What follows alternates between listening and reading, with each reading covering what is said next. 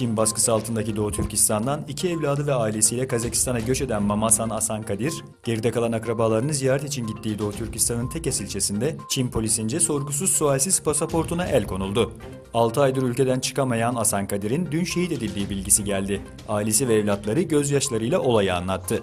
Var, onların pasportunu tasdiqlagan beni. Onun endi neyse.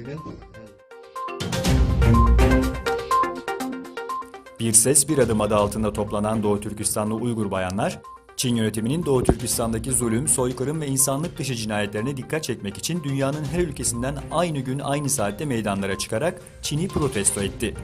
Almanya, Türkiye, Japonya, Belçika, Avustralya başta olmak üzere birçok ülkede aynı günde gerçekleşen bu yürüyüş dünya çapında geniş yankı buldu.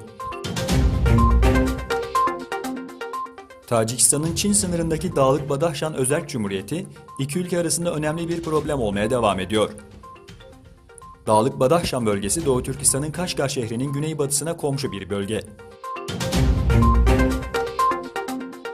Dün Astana'da bir araya gelen Kazakistan, Kırgızistan, Tacikistan, Türkmenistan ve Özbekistan liderleri ortak bir açıklama yaparak bölgesel işbirliği konusunda birbirlerine destek olacaklarını deklare ettiler.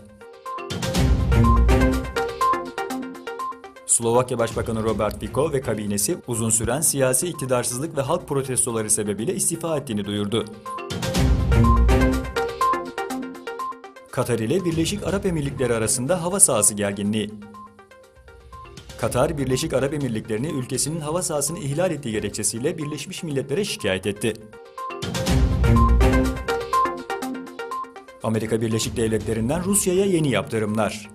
ABD 2016 başkanlık seçimlerine siber saldırılarla müdahale ettiği gerekçesiyle Rusya'nın 5 kurumu ile 19 vatandaşını yaptırım listesine ekledi.